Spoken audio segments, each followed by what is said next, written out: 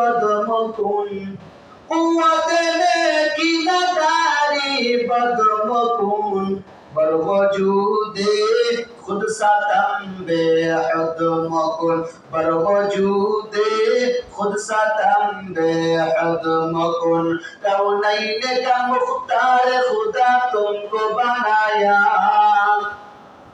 कौनैन का मुख्तार खुदा तुमको बनाया उम्मत की निगहबान खुदा तुमको बनाया उम्मत की निगहबान खुदा तुमको बनाया আল্লাহ রাব্বুল আলামিন ওই চারটা মাসকে কেন সম্মানিত করেছেন আল্লাহ রাব্বুল আলামিন বলেন নিজেদের নফসের উপর জুলুম করো না এই চারটা মাসকে সম্মান দাও নিজের উপরে জুলুম করিও না আদবের সাথে ভালোভাবে এই চারটা মাস কাটাও নফসের উপরে জুলুম করো না কবি বলেন যদি কুওয়াতে নেকি নাদারি বদমকুন যদি তুমি ভালো কাজ করতে না পারো মন্দ কাজের কাছেও যাও না ভালো কাজ যদি নাও করতে পারো মন্দ কাজের কাছেও যাও না আর আমাদের অবস্থা ভালো কাজ না করতে পারলে মন্দ কাজের ফ্যাক্টরি খুলি কি বলে ভালো কাজ না করতে পারলে মন্দ কাজের ফ্যাক্টরি খুললে বসে থাকি এজন্য আমার ভাইরা আল্লাহর নবী শরীফ রাহমাতুল লিল আলামিন বলেন এই মুহররম মাসের অনেক ফজিলত বর্ণনা করেছেন তিরমিজি শরীফের বর্ণনায় নাসাই শরীফের বর্ণনায় পাওয়া যায় এমনকি ইবনে মাজাহ কিতাব বুখারী শরীফ সহ মুসলিম শরীফ সহ প্রত্যেকটা কিতাবের মধ্যে এই মুহররমের গুরুত্ব সম্পর্কে হাদিস বর্ণনা করেছেন আল্লাহর নবী শরীফ রাহমাতুল লিল আলামিন যখন মক্কা থেকে মদিনায় চলে গেলেন সেখানে যাওয়ার পরে আল্লাহর নবী বিশ্ব নবী সেখানে যাওয়ার পরে দেখতে পায় সেখানে ইহুদিরা ওই 10 মুহররম রোজা রাখে কয় তারিখ 10 তারিখে রোজা রাখে আল্লাহর নবী বিশ্ব নবী রাহমাতুল লিল আলামিন জিজ্ঞেস করলেন এই ইহুদিরা তোমরা এই 10 তারিখে কেন রোজা রাখো কোন কারণে রোজা রাখো তখন ইহুদিরা বলে আমরা এই কারণে রোজা রাখি এই 10 মুহররমে আল্লাহ রাব্বুল আলামিন মুসা আলাইহিস সালামকে এবং মুসা নবীর দলবলকে ফেরাউনের বাহিনীর কাছ থেকে আল্লাহ তাআলা সমুদ্রের মাঝখান দিয়ে একটা রাস্তা বানাইয়া মুসা নবীকে মুসা নবীর দলবল সহ আল্লাহ রাব্বুল আলামিন সমুদ্র পার করে আল্লাহ তাআলা তাদেরকে হেফাজত করেছিলেন আর ফেরাউন গোষ্ঠীকে আল্লাহ তাআলা পানির মধ্যে চুবাইয়া তাদেরকে ধ্বংস করেছিলেন যেই দিনটা ছিল 10 মুহররম এই জন্য এর শুকরিয়া আদায় করতে যাইয়া আমরা 10 তারিখে রোজা রাখি মুসা আলাইহিস সালামকে আল্লাহ তাআলা নদী পার করে তার বাহিনী সহ আল্লাহ তাআলা হেফাজত করলেন ফেরাউন বাহিনীকে আল্লাহ তাআলা পানির মধ্যে ডুবা মারলেন এর শুকরিয়া আদায় করার জন্য আমরা 10 তারিখে রোজা রাখি আল্লাহর নবী শরীফ রাহমাতুল লিল আলামিন বলেন নাহনু আহাক্কু বিমুসা মিনকুম মুসা আলাইহিস সালামের এই ঘটনার ক্ষেত্রে আমরা মুসা নবীকে বেশি মহব্বত করি এজন্য আমরা এর বেশি হকদার সাহাবায়ে কেরামদেরকে বললেন আল্লাহর নবী ফাসামাহু নিজে রোজা রাখলেন আল্লাহর নবী শরীফ নিজে রোজা রাখলেন ফাসামাহু বিসিয়ামিহি এবং সাহাবাদেরকে রোজা রাখার নির্দেশ দিলেন আল্লাহর নবী বলেন আমার রাসূলুল্লাহ সাল্লাল্লাহু আলাইহি ওয়াসাল্লাম রাসূল সাল্লাল্লাহু আলাইহি ওয়াসাল্লামের নির্দেশ দিলেন তোমরা 10 তারিখে রোজা রাখো সাহাবায়ে কেরাম আল্লাহর নবী শরীফ রাহমাতুল লিল আলামিনের কাছে জানতে চাইলেন ইয়া রাসূলুল্লাহ ইয়া হাবিবাল্লাহ আল্লাহর নবী গো আমরা যে 10 তারিখে রোজা রাখবো মা হাযাল ইয়াউম এটা এমন একটা দিন যেই দিনটা ইহুদিরা রোজা রাখে এই দিনটাকে ইহুদিরা অত্যন্ত সম্মানিত মনে করে ইউআযিমুল ইয়াহুদ ওয়ান নাসারা এই দিনটাকে ইহুদি খ্রিস্টানরা অত্যন্ত বড় দিন মনে করে। ইহুদি খ্রিস্টানরা এই দিনে রোজা রাখে, এই দিনে ইহুদিরা অত্যন্ত সম্মানের সাথে চলে। আল্লাহর নবী বিশ্বনবী রাহমাতুল লিল আলামিন বলেন, তাহলে ইহুদিরা এই 10 তারিখে রোজা রাখে, তাই তো? ইহুদিরা এই দিনটাকে বড় দিন মনে করে, তাই ইহুদিরা সম্মান করে, তাই আল্লাহর নবী বিশ্বনবী বলেন ওয়াখালিফুল ইয়াহুদ, আল্লাহর নবী বলেন তাহলে ইহুদিদের থেকে খেলাফ কাজ করো, ইহুদিরা যেটা করে এটার বিরোধিতা করো। আল্লাহর নবীর হাদিস অনুযায়ী পাওয়া যায়, আল্লাহর নবী বিশ্বনবী রাহমাতুল লিল আলামিন বলেন, লাইন বাকিতু ইলা কাবিলিন লা সুমান্নাল ইয়াওমাত তাসি', আল্লাহর নবী বলেন যদি আমি আগামী বছর বেঁচে থাকি তাহলে আগামী থেকে 9 তারিখ এবং 10 তারিখ দুইটা রোজা রাখবো। ইহুদিদের খেলাফ করতে হবে, ইহুদিরা যেভাবে করে এর বিপরীত। আল্লাহর নবী বলেন আগামী বছর থেকে যদি বেঁচে থাকি তাহলে 9 তারিখ এবং 10 তারিখ দুইটা রোজা।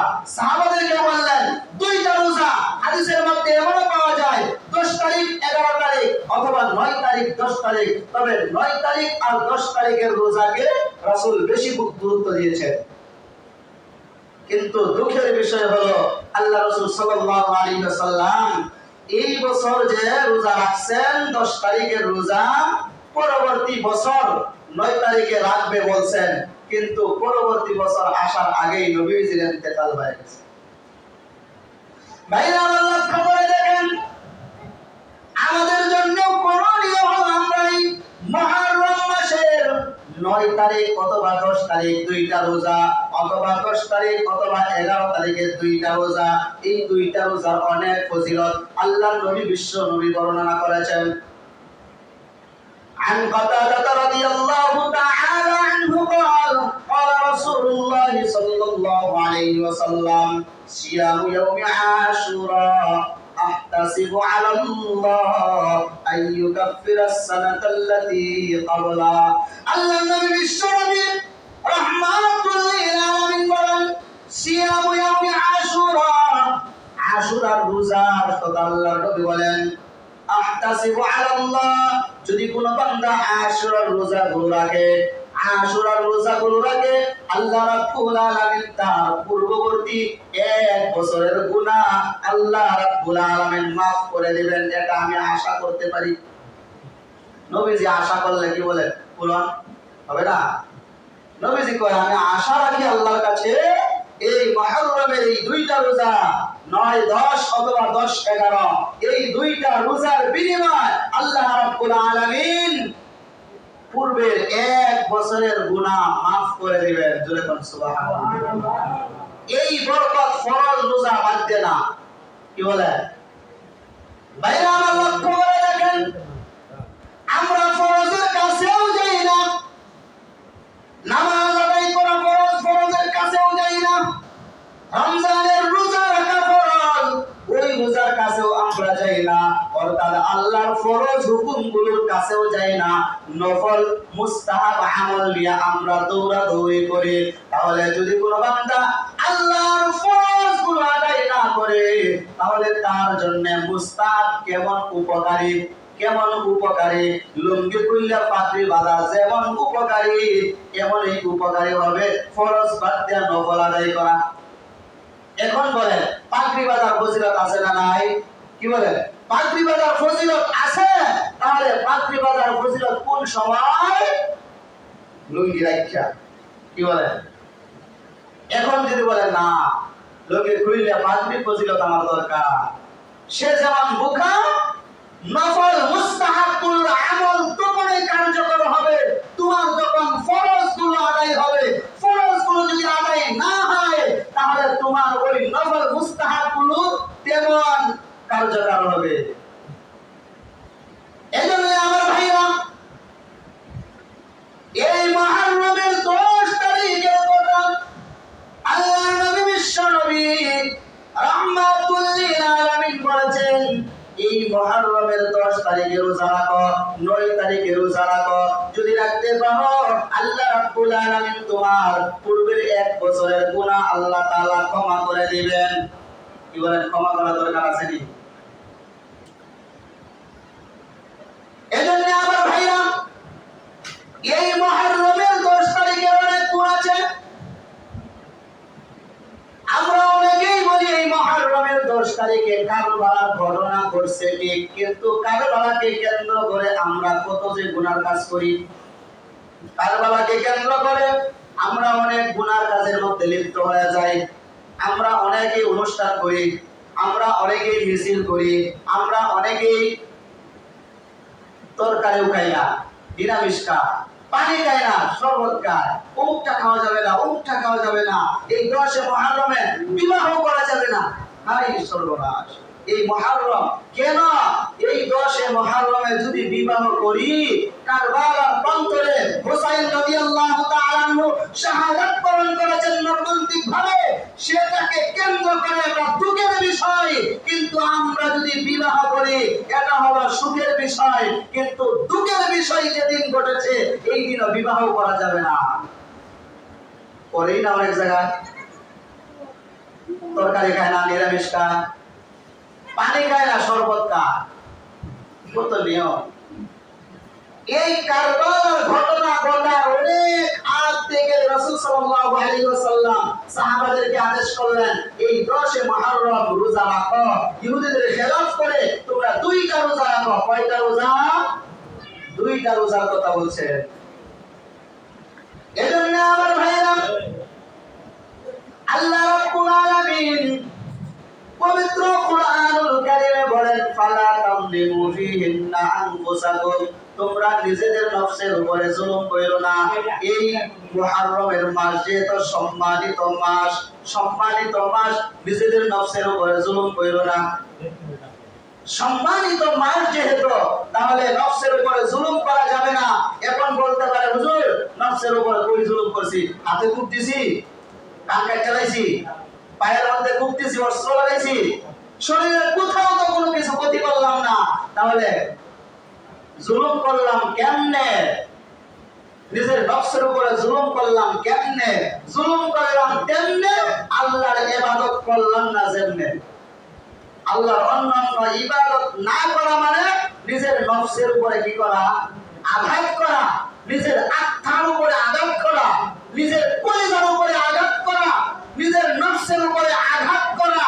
নফসের উপরে ছুরি চালাইলে, নফসের উপরে অস্ত্র চালাইলে যেমন ক্ষতি না হয়, এর চাইতে কোটি কোটি গুণ বেশি ক্ষতি হয় আল্লাহর ইবাদত না করে নফসের উপরে জুলুম করলে।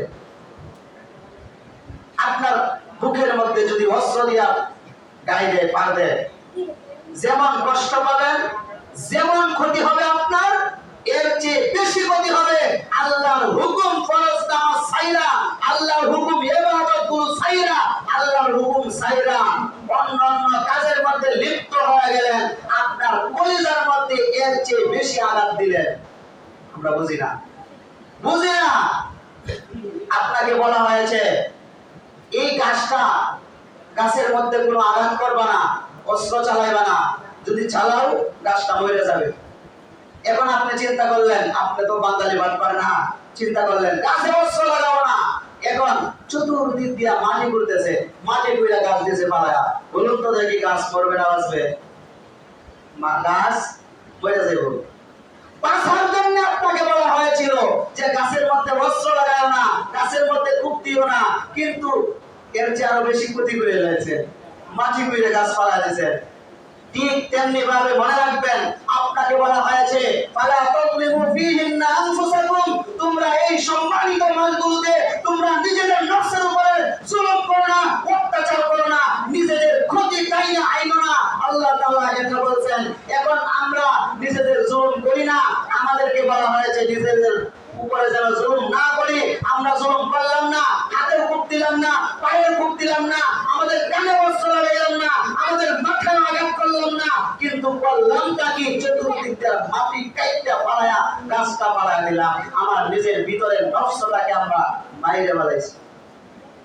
ইবাদত বন্দেগী না করা, আল্লাহর হুকুম না মানা, তার মানে কি ভিতরে যে একটা নফস আছে, ভিতরে যে একটা আত্মা আছে, ভিতরে যে একটা পুষ্টের টুকরা আছে, আপনার মনে যে চায়, এই যে আমার চাইছে আজকে নামাজে যাব না, আজকে যে মনে চাইছে আমি খাবার খাবো, এই যে চাওয়ার যে একটা জিনিস আল্লাহ তাআলা ভিতরে ফিট করে দিয়েছে, এই জিনিসটা আপনার মরে গেছে। কেন? আল্লাহর ইবাদত না করার কারণে। এজন্য ভাই, মুহররম মাস অত্যন্ত সম্মানিত মাস।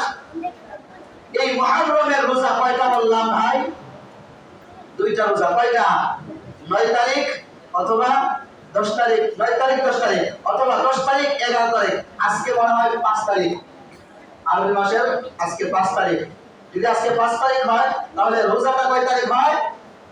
মঙ্গলবার বুধবার মনে হয়, মঙ্গল অথবা মঙ্গল বুধ অথবা বুধ বৃহস্পতি, মঙ্গল বুধ অথবা বুধ বৃহস্পতি। এই দিনগুলোতে দুইটা রোজা রাখা, দুইটা রোজা রাখলে আল্লাহ তাআলা খুশি হবেন। হাদিস শরীফে রাসূল বলেছেন, এক বছরের গুনাহ আল্লাহ তাআলা maaf করে দিবেন। এক বছরের গুনাহ maaf করায়া এরপরে মনে যা চায় তাই করতে থাকি। কি বলে?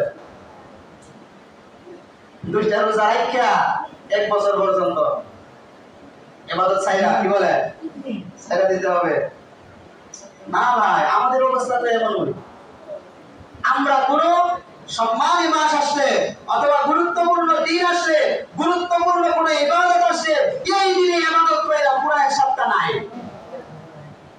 আমাদের ইবাদত কার্যকর হয় না, আমাদের নামাজ কার্যকর হয় না, জুমার নামাজ পড়ে কোনো কার্যকর হয় না, আমরা নফল পড়ে কোনো কার্যকর হয় না, আমরা আল্লাহকে ডাকি, আল্লাহকে ডাকি, আল্লাহ তাআলা ডাকে সাড়া দেয় না, আমাদের কাজগুলো সম্পন্ন হয় না। কেন? আমাদের ভিতরগত সমস্যা। আমাদের ভিতরে কি সমস্যা? আজকে ডাকছি আর একদিন ডাকবো না, কয়দিন থাকবে আবার ডাকবো না। আমরা এমনটাই করতেছি। এই জন্য আমাদের ইবাদতের কোনো কাজে আসে না ভাই। আল্লাহ তাআলা আমাদের সবাইকে, আমরা এই মুহররমের এই দুইটা আমল, দুইটা রোজা রাখা, এই দুইটা রোজা রাখা আল্লাহ তাআলার শুকরিয়া আদায় করে আমরা ইবাদত বন্দেগীতে মনোযোগী হতে পারি। আল্লাহ তাআলা আমাদের সবাইকে সেই তৌফিক দান করুন। সকলে বলে আমিন।